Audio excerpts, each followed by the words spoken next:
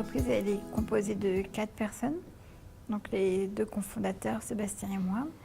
Et cette année, il y a 2 autres personnes qui se sont ajoutées au projet. Donc c'est Sébastien Di Maccio, qui est directeur administratif et financier. La dernière personne qui s'est ajoutée à l'équipe, c'est Alejandro San Martin Lamas, qui est notre community manager et IT spécialiste.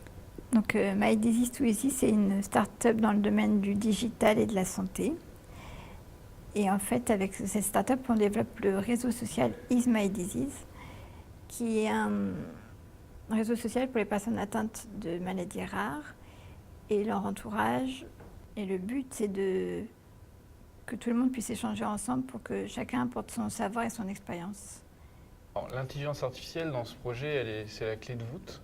L'outil va donc comprendre quelles sont les spécificités de la maladie et lorsque la personne va aller chercher les informations dans la base de données ou sur Internet, ça va être adapté à son profil, adapté à sa maladie. L'intelligence artificielle est là pour faciliter, focuser, simplifier l'information pour l'apporter à la personne et qu'elle puisse en fait l'utiliser plus facilement. Alors les objectifs de My Disease Too Easy, c'est d'une part au cours de cette année de lancer l'application. On est en plein développement sur 2 maladies, la maladie d'Aurélie qui est une maladie visible et une maladie en fait métabolique, une maladie rare, la maladie de Wilson qui est elle invisible lorsqu'elle est bien traitée, pour avoir en fait 2 pendants. Une fois que cette phase pilote de test sera faite, on lancera sur la France entière à l'ensemble des maladies, donc les 6 à 7 000 maladies en fonction des chiffres.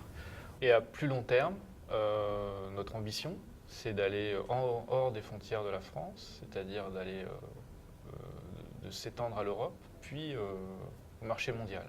Si vous croyez en notre projet, c'est-à-dire faciliter la maladie, Is My Disease, allez sur notre site, allez sur notre page Facebook, likez, contactez-nous si vous avez des questions. La chose importante et la chose cruciale que l'on cherche justement à mettre en avant dans ce projet, c'est l'intelligence artificielle.